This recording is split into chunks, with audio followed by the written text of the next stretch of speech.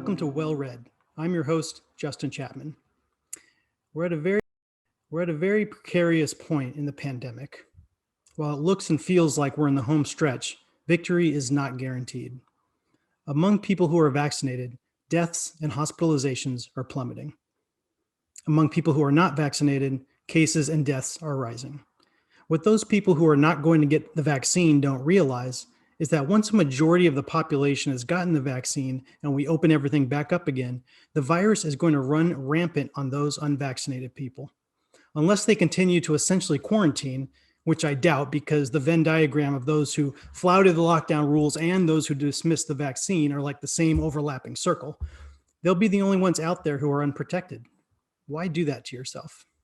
For the rest of us who have or are planning to get the vaccine, there's a light at the end of the tunnel at last. The CDC has released guidance saying vaccinated people can travel and gather with even unvaccinated people under certain conditions. The risk of getting infected and thus transmitting it to others is very low, though not non-existent. If we can get enough people vaccinated before the virus variants take hold, we have a clear shot of beating this pandemic. But it's not over yet, so don't let down your guard. Now comes the hard part. Healing ourselves after a year of cascading collective traumas, rebuilding our lives and our society, refocusing our priorities, helping those in need get back on their feet. There's a lot of work to do. I'm energized by it and ready to get to work. Here are some stories to keep an eye on internationally, nationally, statewide, and locally. As a dual US-Irish citizen, I've always been interested in Irish politics, particularly as it relates to Northern Ireland. I recently finished a book about the IRA, the Irish Republican Army, called A Secret History of the IRA, an in-depth look at the role they played in the Troubles, which was basically a war between Irish Republicans and Catholics against Northern Irish loyalists and Unionists and the British from the 1960s to the 1990s. Recently, the loyalist group said they were withdrawing their support for the Good Friday Agreement because the Brexit deal means there are some restrictions on their trade with the rest of the UK. But they supported the Good Friday Agreement before Brexit was even a thing. That's the sign of someone who willfully doesn't want to reach compromise or work in good faith. The Good Friday Agreement provides for a referendum on Irish unity. Sinn Féin recently called for the British government to set a date for that referendum, and I would like to throw my support behind that effort. It is long past time for all of the people of the island of Ireland to have their say about how they want to be governed, especially considering a majority of Northern Ireland voted to remain in the European Union. We'll talk more about the IRA with Irish journalist Ed Moloney later on this episode. He's the author of A Secret History of the IRA. The 6-part HBO documentary about QAnon should be required viewing for every American. It's a deeply disturbing deep dive into the utterly bizarre people behind the platforms that Q posted on. Q is a supposed government or military insider who claimed Trump was going to arrest and expose a cabal of Democrats and other elites who were involved in an international child sex trafficking ring and 8 babies. I don't know how anyone walks away from that documentary thinking that these people are anything but out of their damn minds. But QAnon has not gone away, even after Trump's loss and after the January 6th Capitol insurrection. QAnon is now rebranding as a racist conspiracy that's anti-Chinese, anti-Jewish, and anti-vaccine. I'm very concerned about the exponential growth of people who have been radicalized during the pandemic. It was already on an upward trend, and the pandemic really seemed to make some people's minds snap. It's going to be a tinderbox when everybody's back together again in public. The next couple of years are going to be intense. Also, in Congress, as the battle over President Biden's multi-trillion-dollar infrastructure bill heats up, it's becoming very clear that the Democrats have got to get rid of the filibuster. The Democrats aren't going to get anything done otherwise. Mitch McConnell said Republicans will grind the Senate to a halt if they do that, but even if Democrats didn't get rid of the filibuster, Republicans would still do a scorched earth strategy when they're back in power. Either way, they'll say the Democrats were extremists. If Democrats want to use this small window of time when they hold power to get anything done on gun control, infrastructure, voting rights, and many other issues that a majority of Americans support, they've got to get rid of the filibuster. It looks like Californians are going to vote on whether or not to recall Governor Gavin Newsom. The petitioners needed 1.5 million signatures, and they say they've got over 2 million. Officials have until April 29th to verify the signatures. If successful, the recall election would take place this fall and ask Californians if Newsom should be recalled, and if so, who should replace him. Newsom said he believes the recall election will happen, and he's already campaigning hard against it. Clearly, there are sections of California that absolutely loathe him. In Lucerne Valley in the Mojave Desert, at a roadside restaurant and bar called Cafe 247, they're selling shirts that say "fuck Newsom" and the state-mandated floor markers that indicate where people should stand in line in order to be 6 feet apart say "neuter Newsom." Look, Newsom's not perfect, far from it. But the measures he took during the pandemic were guided by health experts. If anything, governors from red states who didn't lock down their states are the ones who should be held accountable.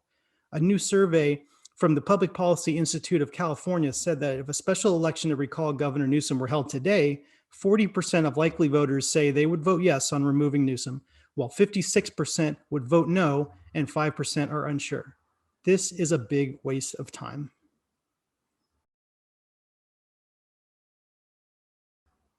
Pasadena Police Chief John Perez said this may be his last year of policing. The comment came during a virtual District 6 town hall meeting on public safety hosted by Pasadena City Council member Steve Madison on March 31st. The 55-year-old Chief Perez began his policing career at the age of 18 when he joined the Pasadena Police Department as a cadet in 1985. He then worked his way up through various assignments, including patrol, community relations, internal affairs, special enforcement, SWAT, special investigations, and counterterrorism. He served as police commander and deputy chief of police from 2006 to 2016. Then in 2018, he was selected as chief of police after his predecessor, former Chief Phil Sanchez, resigned from the department following a tumultuous tenure. Sanchez faced scrutiny for failing to remove 2 officers from patrol who beat Altadena motorist Christopher Balu during a traffic stop, for his role in approving waivers that allowed former Pasadena Police Lieutenant Vaskin Gordikian to legally sell over 100 guns, and for the 2016 death of 35-year-old Reginald Thomas Jr. while in police custody. Perez, on the other hand, has received praise for attempting to reform the department through implicit bias training, de-escalation techniques, and community policing initiatives, though his tenure has not been without its controversy as well. In August, Pasadena police officer Edwin Dumaguindon shot and killed 32-year-old Anthony McLean in the back as he ran away from a traffic stop. Perez said officers recovered a gun from the scene that they claim McLean grabbed out of his waistband as he ran, and that he turned towards the officers as he was shot, though the body cam video Perez released does not show that. Let's patch in our guest, Irish journalist Ed Moloney. Ed, thank you so much for coming on the show. Pleasure. Ed Moloney is an Irish journalist who now lives and works in New York City. For most of his professional life, he covered the Troubles in Northern Ireland, writing for the Irish Times and the Sunday Tribune. A former Irish Journalist of the Year, he has published work in a variety of newspapers and magazines in Ireland, the UK, and the United States, including the New York Times, the Washington Post, the New York Daily News, the New York Post, The Economist, The Independent, The Guardian, and The New Statesman. Moloney is the author of 3 books dealing with aspects of the Irish Troubles: A Secret History of the IRA, Paisley from Demagogue to Democrat, and Voices from the Grave, 2 Men's War in Ireland. He has also helped to produce documentaries for the BBC, Channel 4, London Weekend Television, and a recent RTE documentary, Voices from the Grave, which was based on his book and was shortlisted for Best Documentary Prize by the Irish Film and Television Academy. So Ed, as an Irish American journalist myself, I've always been fascinated by the Troubles and the IRA, and I really enjoy your work on it. For those who aren't that familiar about Irish history, could you give us a very quick top line, 1 minute or so history lesson on Ireland? The 1916 rising into the Troubles to the peace agreement, just the highlights. Certainly, and thank you for the very generous compliment. There's been a troubled relationship between England and Ireland, or Britain and Ireland, if you prefer, for hundreds of years, mostly to do with the fact that they are very close to each other, and that for all sorts of political reasons, Ireland could be used as a jumping off spot for an invading army from France or from Germany or from wherever. And therefore the British felt that they had a responsibility to their own citizens to keep a hold on Ireland. And that set the stage for, really modern history. And, the modern IRA campaign against the British rule has its roots in that. The 1916 Rising has its roots in that. Now, the last sort of successful struggle for Irish independence at the beginning of the 20th century was partially successful in as much as that the majority of the country, that is 26 of the 32 counties, became independent, but the other 6 remained British, but with a very sharply divided population, with about 60% of the population being pro-British and being the descendants of people who had been brought over from England and Scotland to take over land and to make the place safer for British rule, and the local natives, who were mostly Irish Catholics. And the legacy of that was that state could only really exist and survive on the basis of discrimination. And in that sense, it very closely resembled, although by no means was it as severe or as oppressive as the southern states of the United States, but the parallels are not, they are reasonably close enough.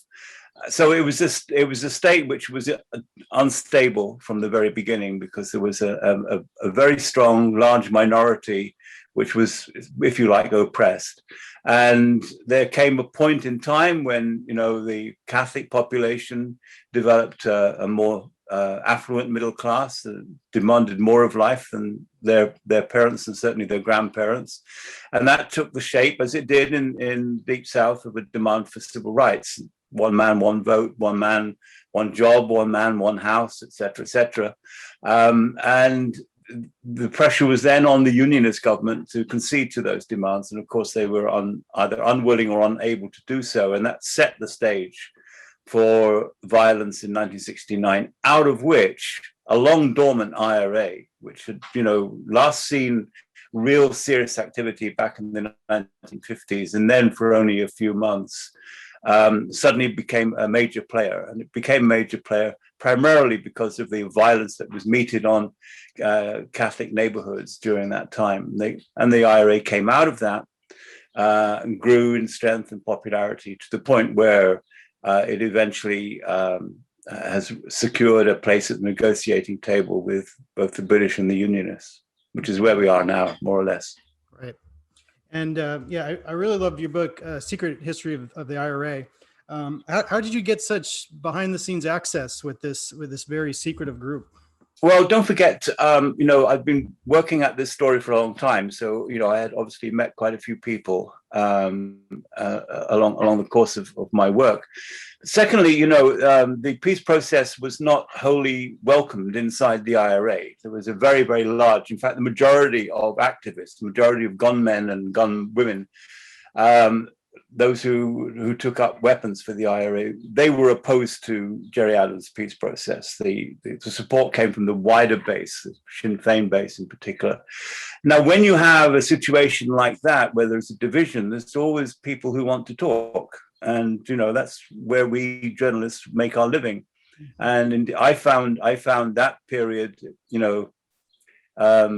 I wouldn't say it was a simple job, but it wasn't difficult to find people who were willing to tell you some of the most innermost secrets, because in a conflict situation, internal conflict situation like that, people have reason to talk to the world and they do that through journalists like myself. But you've got to make up your mind that you're going to go and talk to these people. And unfortunately, a lot of my colleagues in the media in Ireland at that time took the view that, well, if you went and talked to people who were opposed to this, you were really taking sides with them.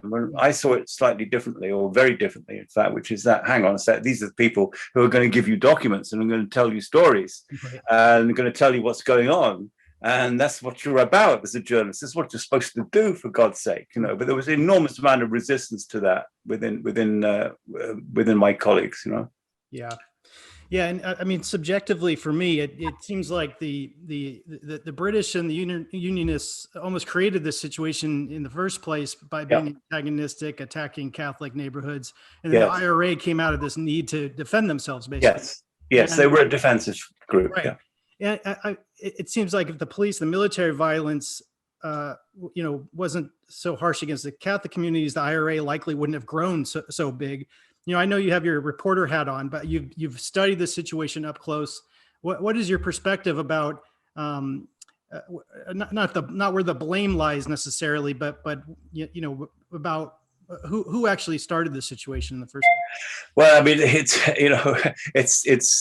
a very difficult thing to ascribe responsibility for something as huge as that. But it does have its roots in the fact that the British occupied Ireland and governed it against the will of most of the people. And you have to start from that point of view. And why are the Unionists there? Why did they? What is their purpose in life being in Ireland? They're there. They were brought over there primarily to make the place safer for the British to rule. Mm-hmm. And to create a division within that country. And unfortunately, if you look at the history of the British Empire, divide and rule was a cardinal principle throughout a lot of the colonies that the British occupied, including the United States for a long time. So if you were going to ascribe responsibility, there's absolutely no doubt in my mind that the prime responsibility is the British one. Right. And why do you think Gerry Adams conceded on the issue of the consent principle, the unionist veto and the secret talks in the 80s, before the Army Council or rank and file knew anything about it? Do you see that as a tacit acknowledgement that he knew the IRA couldn't win militarily, and so they had to shift to the electoral strategy? That's a very interesting question, and it's not easy to answer it. Part of the answer lies in Gerry Adams himself, in as much as that he was a different generation of Republican than his parents. Both of his parents were active in Republican movement, and indeed his grandparents as well. But he came from a generation which had its first taste of political life with the civil rights movement, and that was political activity. And when the split came within the IRA in 1969 over which direction to take, either violent route back to armed struggle or a more political route. Adams was undecided, I think, for a good period of time. Although I think at the end of the day, the fact that most of his family and his in-laws went with the provisionals was a big deciding factor in him. Mm-hmm. But when I remember talking to him about this way back, in the early 1980s, when he sort of emerged as a political leader, and the IRA at that time was divided over the issue of the armed struggle and whether they should get involved in political activity. And in order to get involved in political activity, you would have to give a measure of recognition to the existence of the state. Mm-hmm. And the diehard Republican view was you never gave recognition to the state, because that was the first step on a very slippery path, which is going to lead to compromise and surrender and so on and so forth. Well, Adams at that time told me that he was very much open to the idea of dropping what they called abstentionism, which was to abstain from political activity, normal electoral activity, etc. He was in favor of taking that road, and therefore was on the same side as the official IRA, which was the more sort of left-wing political IRA. But he disagreed with the official IRA on the use of violence and the reformability of the Northern Ireland state. So he went with the Provos on that. But there was a dualism about his politics, which I think you can look at that and say that's where the roots of the peace process came from within his own mind, if you like. Right. Then there is the fact, and this is where the story can get very tangled and very dark, is the extent to which the IRA had been and why this had happened. The IRA had been so thoroughly infiltrated by British intelligence by the middle to late 1980s that it was actually incapable of continuing a war against the British, and Adams knew that very well. The question of how we got there, of course, is a different one altogether, because the conspiracy theory would be that, it was in the interest of some people in the IRA that it should end up in that particular area. of activity, and that little was done to stop this erosion, this infiltration of informers when it should have happened, And then, of course, there were things like the hunger strikes. The hunger strikes opened the way to political activity, and that's a very dark period. Again, you have the account that Richard O'Rourke gave. He was a leading figure in the prison regime, the Sinn Féin IRA prison regime at the time, and his view very much is that there was a very promising effort, which he was in favor of, and the other leaders of the IRA inside the jail were in favor of ending the hunger strike early on to save lives, and they would get sufficient concessions for them to be able to do this. And that was essentially undermined by the outside leadership. And if you follow that thinking to its logical conclusion, it is that the leadership outside wanted the organization to become more and more political. In order to do that, they needed to have people dying on the hunger strike, and they needed to have hunger strikers standing for election, which is exactly what happened. That prepared the stage for the entry of Sinn Féin into electoral politics. Very dark period, again, full of questions, more questions than there are answers. Right. But it's within those very controversial routes that the peace process also comes out, and that's why it's also full of these sorts of questions as well. Yeah, it's kind of a remarkable shift that Adams did from 69 to mid to late 80s, and how he very carefully, methodically over time brought the IRA and Sinn Féin along with him to accomplish this peace deal that seemed unthinkable for the longest time. Yes. Do you think the IRA was successful in any way? What were some of the biggest mistakes and biggest successes? Well, it was obviously a success. It's very difficult to deny this, that the violence that the IRA was able to get onto the streets in the early 1970s destabilized Northern Ireland to such an extent that the local government collapsed. It became unsustainable politically for the British to stand over this unionist regime. So that was their major success.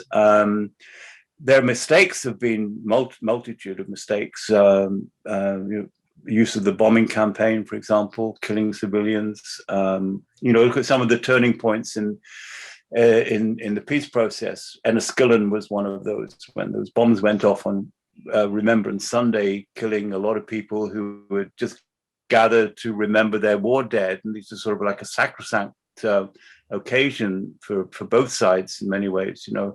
That type of activity undermined them.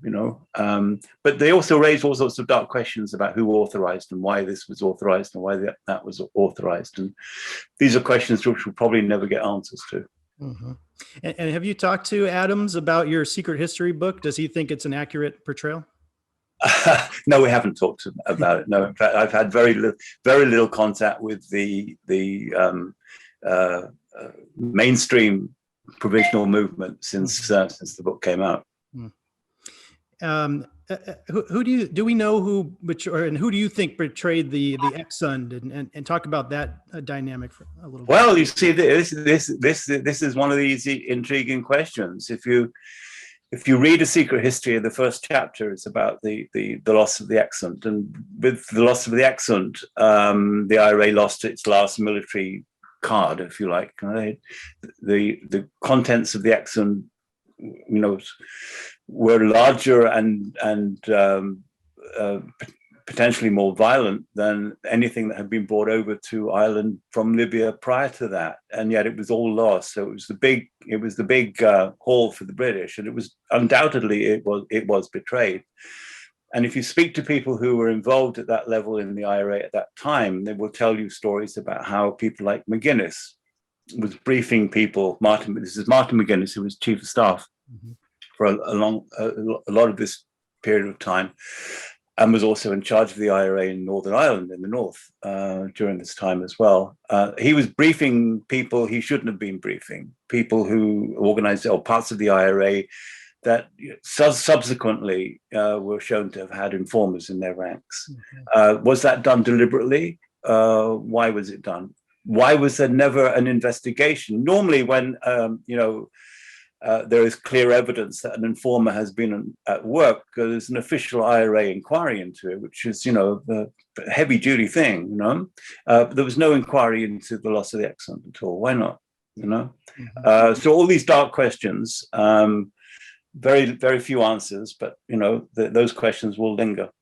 The Exxon chapter in your book, I think that would make a great scene in a movie. I think that I don't know how there hasn't been a movie made based on your book. I think I could totally see an in-depth modern film portrayal of the IRA based on scenes from this book. Well, you never know. Yeah. Your secret history book ends in the early 2000s with the decommissioning of IRA weapons. What are some of the major plot points that have happened since then? And is Brexit threatening to unravel the peace agreement? Well, I'm a wee bit loath to make judgments on that because I'm not there, and I think you really need to be there for that type of thing. But I'm a wee bit dubious about the claims that are made about Brexit, changing the political game in Northern Ireland. I just find it difficult to accept that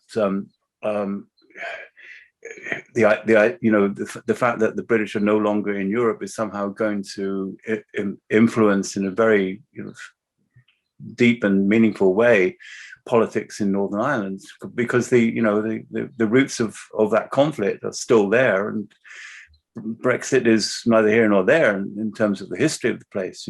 So I'm very skeptical about that, and I think it's been exaggerated. I think there are people who've got flags to fly in relation to this particular issue, and they're doing that. So I'm skeptical about it. Have you heard about recently the loyalist paramilitary groups withdrawing support from the Good Friday Agreement because of elements of the Brexit deal recently? Yes, I have, but I also question whether these groups are significant at all nowadays. Compared to during the worst time of the Troubles, they seem to have deteriorated largely into criminal gangs now. Involved in drug dealings and robberies and goodness knows what. When they make a threat like that, how much support do they have in the communities that they come from for that type of thing? I'm somewhat doubtful of that. And on the IRA side, are they still relatively active? Well, the IRA still exists. It's much smaller in numbers. It's immensely rich, by the way. It has enormous amount of money. They robbed a bank in Belfast of whatever it was, 30 million, half of which was in money that they could actually use, was old notes and stuff like that. They've invested in properties, they've invested in businesses. They are still there. They still have weapons. They've run down the size of their operation, but they are still there. And let me ask you a wider philosophical question. Do you think the island of Ireland will ever be reunited? I don't know. I mean, I'd be foolish to give an answer to that question. It's possible, but if it is ever united, is it going to be totally separate from Britain, or will there still be some sort of British link there? And what is going to be the relationship between the Unionist or Protestant population and the rest of the country?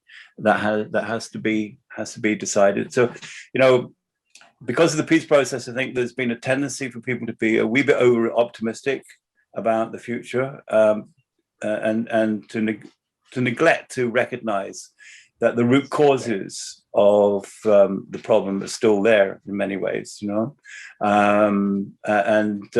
as long as those root causes are there, I find it difficult to see that happening. It may happen, but if it does, it'll take a long time for it to happen.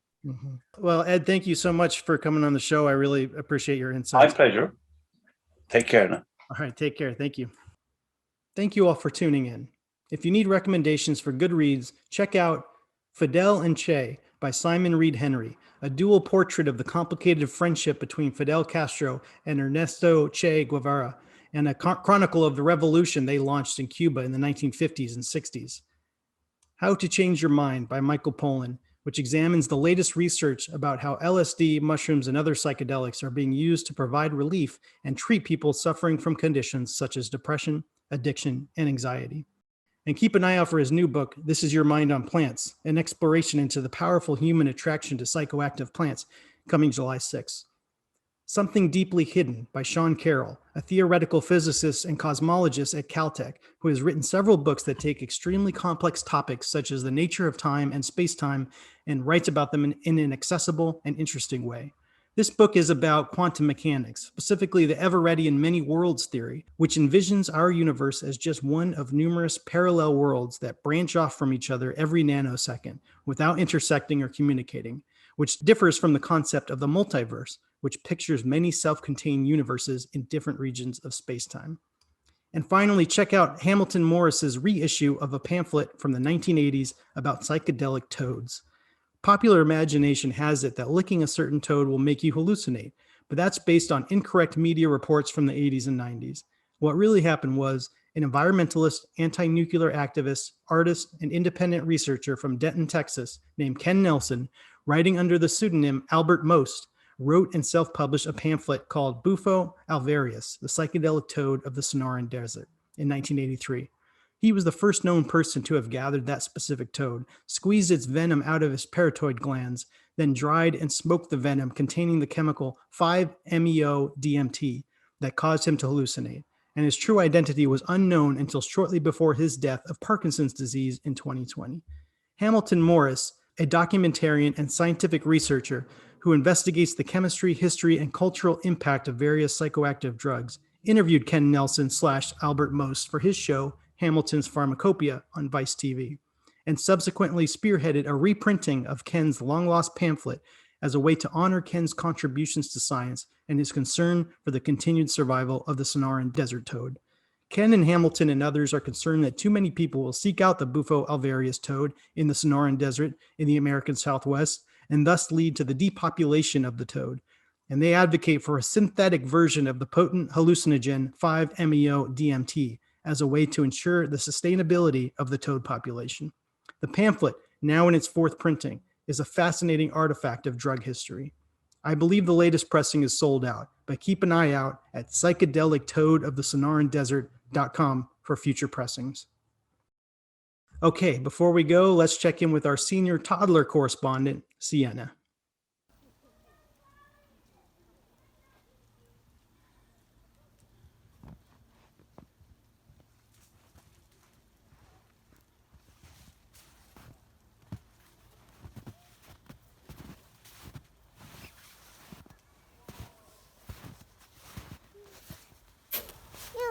Daddy, phone away.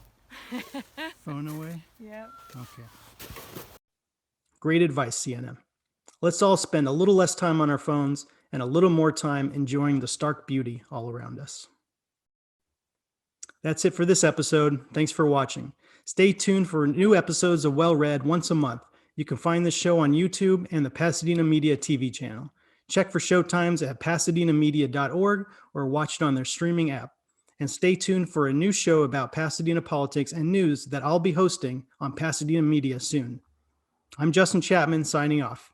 Learn more about my work at justindouglaschapman.com and sign up to receive my email newsletter to get updates on what I'm working on at justinchapman.substack.com/subscribe. And remember, a life well read is a life well spent. So go read a book. Till next time.